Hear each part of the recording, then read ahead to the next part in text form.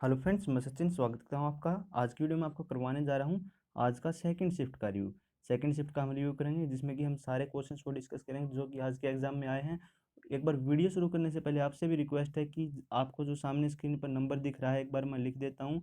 इस WhatsApp number पर जो भी क्वेश्चंस आपको पता हो सेंड कर दीजिए ताकि आने वाली जो इवनिंग में वीडियो आएगी उसमें मैं सारे क्वेश्चंस आपके लिए इंक्लूड कर दूं ताकि ज़्यादा से ज़्यादा क्वेश्चंस आपको मिले एग्जाम रिव्यू के। जो क्वेश्चंस फर्स्ट और सेकंड के बचते हैं वो भी उसमें शामिल होंगे और थर्ड शिफ्ट के तो होंगे ही होंगे। ठीक है, एक बार इस व्हाट्सएप पे जो क्वेश्चंस बचते हैं इनके अलावा जो आपको पता है वो सेंड कर देना, मैसेज कर देना। ठीक है, तो फिर शाम वाली वीडियो में वो सारे क्वेश्चंस मैं इंक्लूड कर दूंगा।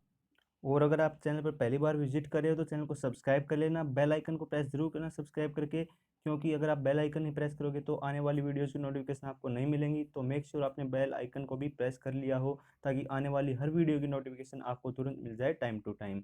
और अगर आप पीडीएफ पाना चाहते हैं तो आप हमारे टेलीग्राम ग्रुप को ज्वाइन कीजिए जिसका लिंक नीचे डिस्क्रिप्शन में है। बिल्कुल फ्री ऑफ कॉस्ट आपको सारी पीडीएफ वहाँ पे अवेलेबल मिल जाएंगी।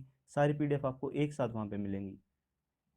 तो चलिए आज की वीडियो को शुरू करते हैं। हमारा पहला क्वेश्चन है आज की वीडियो में जो आया था एनटीपी। एनटीपी की फुल फॉर्म आई थी। फुल फॉर्म से रिलेटेड जो तीन चार क्वेश्चंस हर बार आ रहे हैं। एक बार मैं आपको पेपर का थोड़ा सा हल्का सा रिव्यू बता दूं शुरू में ही कि पेपर किस लेवल का आया था। पेपर जो जीके का लेवल आया था आसान ही आया था, इजी आया था। और इसमें जो सबसे मुश्किल लेवल आया था वो आया था फिजिक्स का। नेवी एसआर और डबल ए के एग्ज़ाम शुरू से ही कल से चल रहे हैं। तो कल से और आज से कल तक और आज तक जितने भी एग्ज़ाम हुए हैं सभी में फिजिक्स का लेवल बहुत हार्ड रहा है। तो फिजिक्स काफ़ी टफ यहाँ पे जो सब्जेक्ट है वो हो जाता है। इसमें न्यूमेरिकल भी काफ़ी आते हैं और बहुत हाई लेवल के क्वेश्चंस आ रहे हैं, लेंथी क्वेश्चंस आ रहे हैं। लेंथी क्वेश्चंस आ रहे हैं जिसमें टाइम ज़्यादा लगता है, इसी कारण इसका लेवल हाई आ रहा है। तो चलिए, ये मैंने आपको फुल फॉर्म बताई एनटीपी की, नेटवर्क टाइम प्रोटोकॉल। और फुल फॉर्म से रिलेटेड हर शिफ्ट में तीन चार क्वेश्चंस पक्का आ रहे हैं, तीन चार क्वेश्चंस पक्का आ रहे हैं। तो आप फुल फॉर्म्स को अच्छे से पक्के कर लो ताकि फुल फॉर्म्स में आप कभी भी मार ना खाओ। तो नेक्स्ट क्वेश्चन है हमारा पहली महिला प्रधानमंत्री। पहली महिला प्रधानमंत्री विश्व में पहली महिला प्रधानमंत्री कौन बनी। यहाँ पे मैं विश्व लिखना भूल गया, आप लिख लीजिए। विश्व में पहली महिला प्रधानमंत्री बनी श्रीमती एस भंडार नायके, जो कि कहाँ की प्रधानमंत्री है, श्रीलंका की प्रधानमंत्री बनी थी। ठीक है, तो फ्रेंड्स वीडियो अगर आपको अच्छी लगती है ना तो वीडियो को लाइक जरूर किया करो यार, और शेयर तो दबा के कर दो वीडियो को। ठीक है, ताकि आने वाली वीडियो के लिए हमें भी थोड़ा सा मोटिवेशन मिलता रहे और आपके लिए ऐसे ही दनादन अच्छी अच्छी वीडियो लाते रहें। नेक्स्ट क्वेश्चन पूछा गया था कि ये दे रखे थे बंगाल विभाजन, असहयोग आंदोलन और गोलमेज सम्मेलन। इनको एक क्रम में असेंडिंग ऑर्डर में इनको या फिर डिसेंडिंग ऑर्डर में इनको वो अरेंज करना था आपको। यानी कि असेंडिंग ऑर्डर में अगर हम इनको अरेंज करेंगे तो जो सबसे पहले आएगा जो सबसे पहले हुआ होगा वो सबसे पहले आ जाएगा। तो देख लीजिए एक बार, जो बंगाल विभाजन था वो हुआ था 1905 में, असहयोग आंदोलन हुआ था 1920 में और गोलमेज सम्मेलन हुआ था 1930 में। तो इसमें सबसे पहले आ गया बंगाल विभाजन, दूसरे नंबर पर आ गया असहयोग आंदोलन, तीसरे नंबर पर गोलमेज सम्मेलन। ठीक है, ऐसे आपको असेंडिंग ऑर्डर में वहाँ पे बताना था, फिर उनका क्रम बताना था आपको, एक दो तीन, दो तीन एक, ऐसे। तो यहाँ पे आपका जो सही क्रम है एक दो तीन हो जाएगा। नेक्स्ट क्वेश्चन पूछा गया था फुल फॉर्म से ईडीआई। ईडीआई की फुल फॉर्म क्या होगी। तो ईडीआई की फुल फॉर्म होती है electronic data interchange, electronic data interchange. Next full form थी एनएसयूआई। एनएसयूआई की फुल फॉर्म यहाँ पे होगी national students union of India, national students union of India. और फुल फॉर्म्स की वीडियो मैं आपके लिए ऑलरेडी करा चुका हूँ। 150 वाली जो टॉप 150 प्लस फुल फॉर्म वाली वीडियो है उसको देखना ना भूलिएगा। अगर आपने उसको देख लिया है तो आप फुल फॉर्म में अच्छा स्कोर करोगे यहाँ पे। नेक्स्ट क्वेश्चन है स्वामी विवेकानंद का जन्म कब हुआ। तो स्वामी विवेकानंद का जन्म कब हुआ था ये क्वेश्चन पूछा गया था। तो स्वामी विवेकानंद का जन्म हुआ था कोलकाता में। और कब हुआ था, 12 जनवरी 1863 को। और इनके जन्म दिवस के उपलक्ष्य में ही हर साल 12 जनवरी को युवा दिवस मनाया जाता है। आपको पता है 12 जनवरी को युवा दिवस मनाया जाता है, इन्हीं के जन्म दिवस के उपलक्ष्य में। कोलकाता में इनका जन्मदिन हुआ था। और इनकी मृत्यु हुई थी बेलूर में। बेलूर आई थिंक कर्नाटक में है। तो यहाँ पे बेलूर में इनकी मृत्यु हुई थी। आप बताना एक बार अगर आपको पता हो तो बेलूर कहाँ पे है। नेक्स्ट क्वेश्चन, नेक्स्ट क्वेश्चन है एलिमेंट पूछे थे। जैसे पीरियोडिक टेबल में एलिमेंट का नाम दे दिया किसी का, जैसे मैग्नीशियम दे दिया, फिर पूछ लिया इसका सिंबल क्या है। तो ऑप्शंस में ऐसे दिए मिलेंगे MgAu, वहाँ पे आपको इसका सिलेक्ट करना है राइट आंसर कि कौन सा इसका सही सिंबल होगा। तो ऐसे आपके क्वेश्चंस थे। मान लो कि ये नहीं पता, जस्टिफाई नहीं किया स्टूडेंट्स ने कि कौन कौन सा एलिमेंट पूछा गया था। अगर आपको पता है, आपका आज पेपर था, तो नीचे कमेंट कीजिए कि कौन सा एलिमेंट यहाँ पे पूछा गया था, जिससे कि और स्टूडेंट्स को भी इसका पता चल सके, और फिर मैं आपकी कमेंट का रिप्लाई कर दूँ, या फिर आपके नेक्स्ट आने वाली वीडियो में उस क्वेश्चन को इंक्लूड कर दूँ।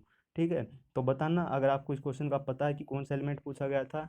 ठीक है, नेक्स्ट क्वेश्चन, एस्थेटिक। एस्थेटिक का एंटोनिम पूछा गया था एक, एस्थेटिक का एंटोनियम पूछा गया था। अगर आपको इसका मीनिंग मालूम है ना एस्थेटिक का, तो आप इसका एंटोनियम इजीली बता सकते हो। तो एस्थेटिक का मीनिंग क्या होता है? विचल, एस्थेटिक, विचल एस्थेटिक, यानी कि जो स्थिर ना हो। ठीक है, जो स्थिर ना हो, एस्थेटिक, विचल। तो ये इसका सिनोनियम है, तो इसका एंटोनियम बताना था आपको। ठीक है, तो इसका एंटोनियम आप ऑप्शन से इजीली फाइंड आउट कर सकते हो अगर आपको इसका मीनिंग मालूम है। नेक्स्ट क्वेश्चन पूछा गया था ईडीआई की फुल फॉर्म। ईडीआई की फुल फॉर्म होती है electronic data interchange, electronic data interchange.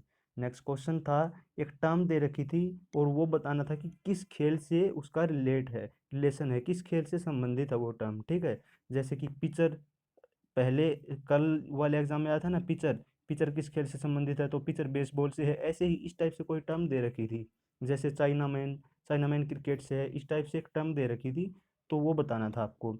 Next एक क्वेश्चन आया था, मध्य प्रदेश की भाषा क्या है। तो मैं बता दूं यहाँ पे, मध्य प्रदेश की जो ऑफिशियल लैंग्वेज है, ऑफिशियल लैंग्वेज वो है हिंदी। और जो वहाँ पे बोले जाने वाली भाषाएं हैं वो कुछ ये हैं, मालवी, नेमड़ी, बुंदेली और बघेली। ये भाषाएं वहाँ पे बोली जाती हैं। ठीक है, तो आप बता देना ऑप्शंस में क्या क्या दिए गए थे, उसके अकॉर्डिंग आपका यहाँ पे राइट आंसर हो जाएगा। अगर ऑफिशियल लैंग्वेज पूछा गया होगा तो हिंदी होगा। बाकी अगर और जो बोलचाल वाली भाषा पूछा गया होगा तो ऑप्शंस में क्या था उनके अकॉर्डिंग आप इनमें से राइट आंसर देख लेना कौन सा होगा। नेक्स्ट क्वेश्चन, एनटीपीसी की फुल फॉर्म पूछी थी। तो जो एनटीपीसी की फुल फॉर्म होती है वो होती है national thermal power corporation limited, national thermal power corporation limited. Next question पूछा था डायमेंशंस से, डायमेंशंस बतानी थी कोफिशिएंट ऑफ विस्कोसिटी की। तो कोफिशिएंट ऑफ विस्कोसिटी की डायमेंशंस होती हैं एम, L1 T-1, एम के ऊपर यहाँ क्वेश्चन नहीं है तो यानी M1 L1 T-1, L-1 T-1। ठीक है, ये कोफिशिएंट ऑफ विस्कोसिटी की डायमेंशन है।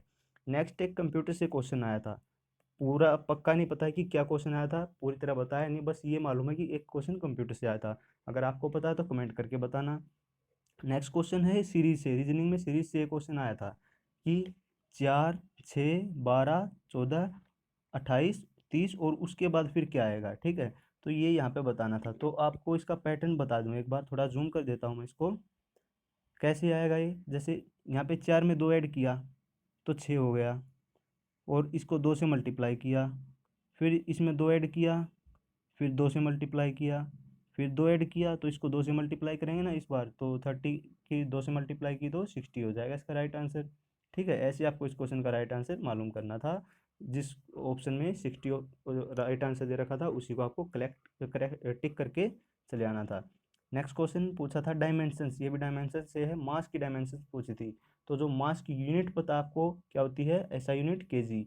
तो इसकी डायमेंशंस क्या हो जाएगी, M1, M1 इसकी डायमेंशन हो जाएगी। यहाँ पे L भी 0 होगा और T भी 0 होगा, आप चाहे तो इसको लिखो या फिर ना लिखो, या फिर सिंपली M1 लिखो। नेक्स्ट क्वेश्चन पूछा गया था सबसे बड़ी झील।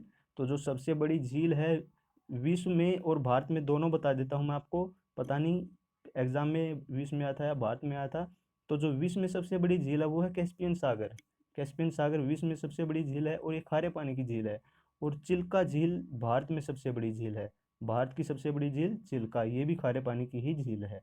नेक्स्ट क्वेश्चन पूछा गया था, ये क्वेश्चन नहीं, ये इंग्लिश में जो पैसेज आया था वो आया था रविन्द्रनाथ टैगोर के ऊपर, रविंद्रनाथ टैगोर के ऊपर एक पैसेज आया था। ठीक है, नेक्स्ट जो आपके रीजनिंग में क्या क्या टॉपिक आए थे, ब्लड रिलेशन आया था, नंबर सीरीज आई थी आपने देखा अभी, ब्लड रिलेशन का क्वेश्चन आया था, एवरेज से क्वेश्चन आया था एक, आकृति से 2-3 क्वेश्चन थे, यानी फिगर्स जो होती हैं आपकी, नॉन वर्बल रीजनिंग कहते हैं जिन्हें। ठीक है, तो हम नेक्स्ट क्वेश्चन देखते हैं। अब हम नेक्स्ट क्वेश्चन आया था एक ईडियम फ्रेज से, अपर हैंड, अपर हैंड का मीनिंग बताना था, अपर हैंड का मीनिंग क्या होगा। तो जो अपर हैंड है उसका मीनिंग क्या होता है, to have more power than anyone else, to have more power than anyone else, किसी से भी मतलब सबसे ज़्यादा पावर होना हमारे पास, अपर हैंड का मतलब वो होता है सबसे ज़्यादा हमारे पास पावर हो। ठीक है, तो इसका ये मीनिंग होता है। नेक्स्ट क्वेश्चन पूछा गया था इसमें फिल इन द ब्लैंक्स करना था। ये आर्टिकल से क्वेश्चन है, आर्टिकल यहाँ पे फिल करना था ब्लैंक में। तो क्वेश्चन था poem is written by dash foreign writer, तो यहाँ पे ए एन या फिर द, इनमें से कौन सा आर्टिकल आएगा, तो ये बताना था।